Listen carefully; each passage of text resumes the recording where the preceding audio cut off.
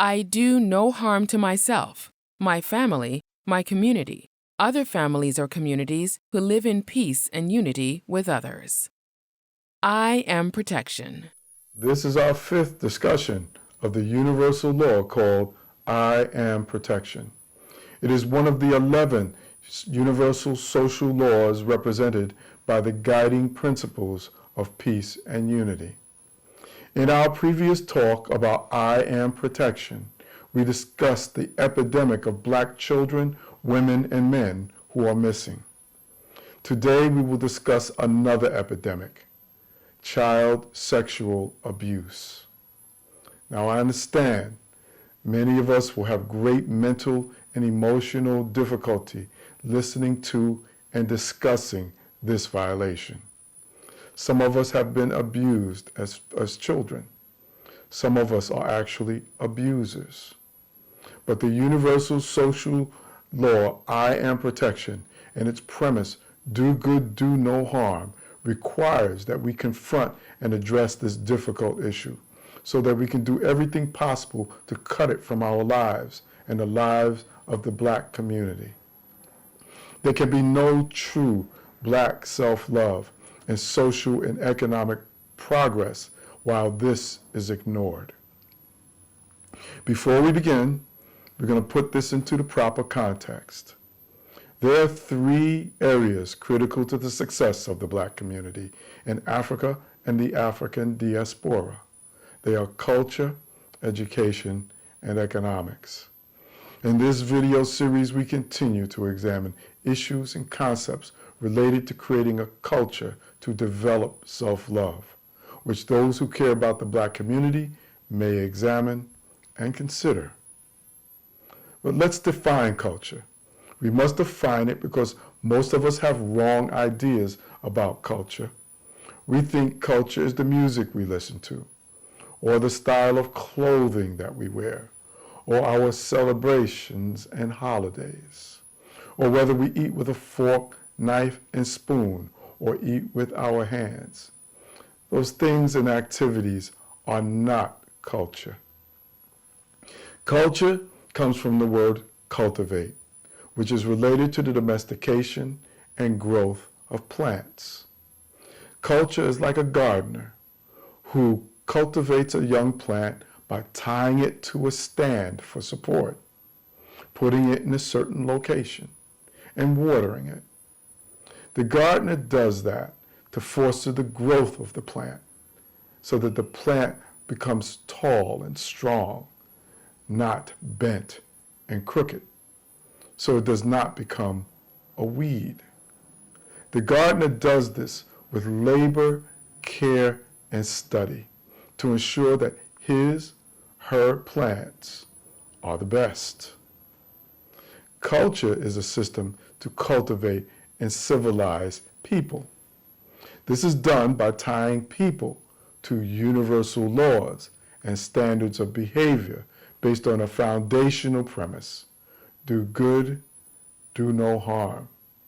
So people will grow strong, not bent and crooked. If you care about the children, women, and men of black communities, you will use labor, care, and study to make sure that they are at their best. Tie yourself, your family, your people to the universal social laws called the guiding principles of peace and unity. I meditate to relax in all situations. I am peace. I bring and keep together the families and communities who live in peace and unity with others. I am unity. I learn how to learn. I am knowledge.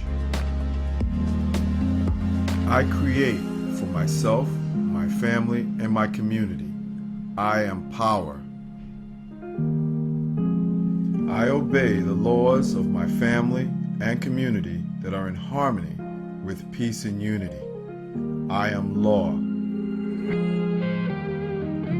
I do no harm to my family, other families, or my community. I am protection.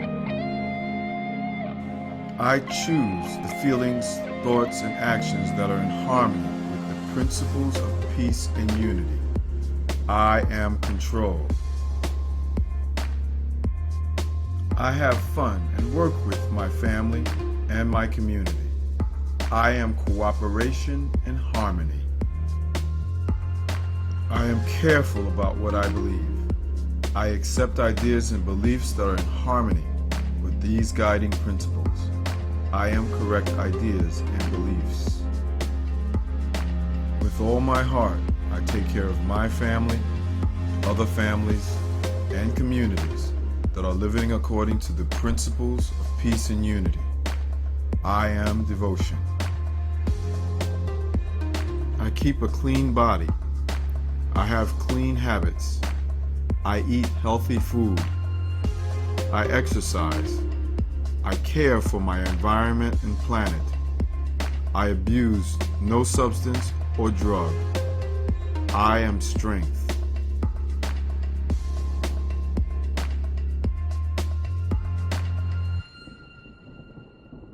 This is how your ancient ancestors built advanced civilizations that lasted for thousands of years. Many of us admire the great pyramids, the temples, and the apparent wealth that our ancestors possessed. But what is most important to understand from these achievements is that they came from our advanced social organization. Social organization based on universal laws and standards of behavior. That is what is important for you as Black people and communities to understand today. That is what using the guiding principles of peace and unity and their violations will help you do today. Currently, Black communities are living in varying levels of social chaos, economic corruption, poverty, poor health, as a result of holding on to conditioned behaviors that we received during slavery and colonialism. It is these conditioned behaviors that have destroyed self-love within us and within our communities, and which prevent us from advancing socially and economically, or even being able to solve our problems. Let's look more closely at the universal social law called I am protection. The principle says, I do no harm to myself, my family, my community, other families, and communities who live in peace and unity with others. To understand what that really means and make it real, we must look at the violations of the universal law called I am protection. Because the violations tell us how to live according to I am protection, how to achieve the goal and make it part of our cultural expression, our standard, and tradition. The violations are sexual harassment, sexual abuse, assault, child abuse, crimes against humanity, murder, rape, animal cruelty, verbal abuse, bullying, kidnapping, torture or cruel, inhuman, or degrading treatment or punishment, distributing and selling substances that cause addiction and harm, unjust war, enslavement, extortion. What is good about these violations is that our community can conduct discussions and even debates about their validity, or about how to hold each other responsible and hold each other accountable so that we can cleanse ourselves of these violations. With I am protection and the other guiding principles of peace and unity as a foundation, culture will 1. Prepare you for life. 2. Foster your growth. 3. Improve you as a person and as a community. And 4. Allow you to solve problems. You can always download a copy of all the guiding principles of peace and unity and their violations at our website, thegppu.org. We will teach and show you how to use them. Now, back to the universal law called I am protection and child sexual abuse. There are some violations that allow for debate. Child sexual abuse is not one of them. But why? When 2 or more mentally and emotionally mature adults have consensual sex, those adults have some level of conscious choice about their sexual interaction. A child does not. Even if a child manifests some kind of early sexual expression, which they all will because they're human, or even if a child's body can experience a sexual response to some outside stimulation, a child does not possess the mental, emotional, and conscious maturity and awareness to make decisions about sexual participation. Even if they say yes when manipulated and asked by an older child or adult.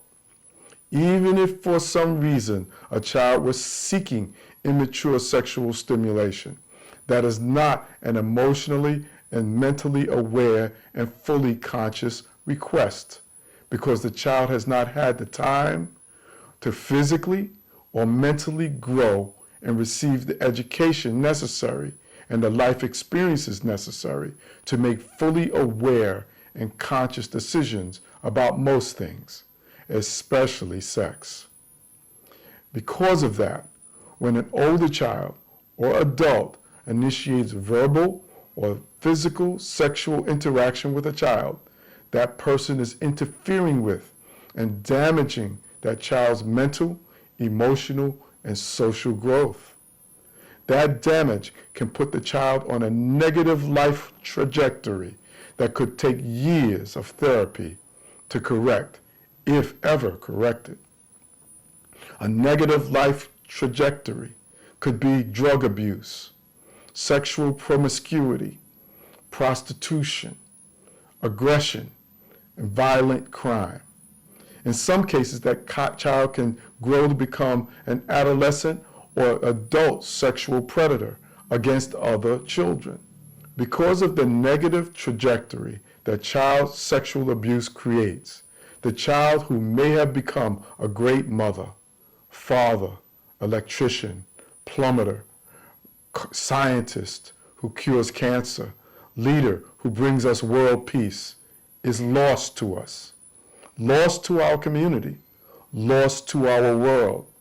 So in fact, child sexual abuse is a crime against humanity. When we have better control of our economics, we can put resources to addressing this problem.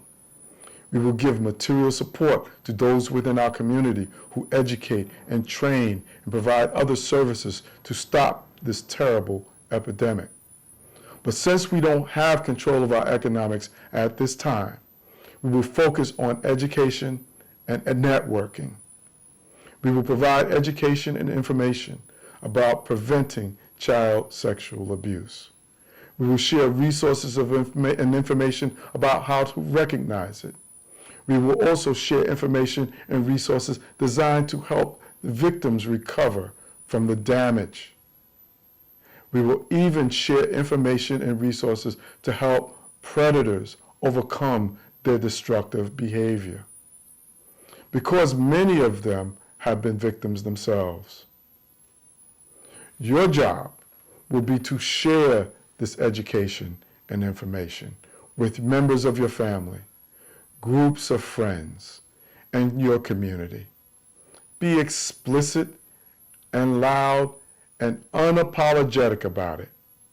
Keep your eyes open and don't be afraid to call authorities if you see anything suspicious in your family and in your community. Critical to fighting this problem is sharing information that will help prevent it. You can share this video and the other I Am Protection videos to follow. That is what the universal law called I Am Protection asks you to learn and do.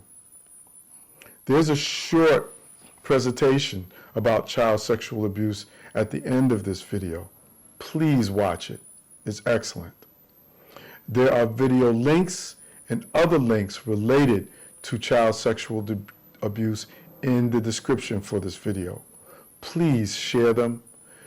There are also links related to the epidemic of our missing black children, women, and men. Please also continue to share those.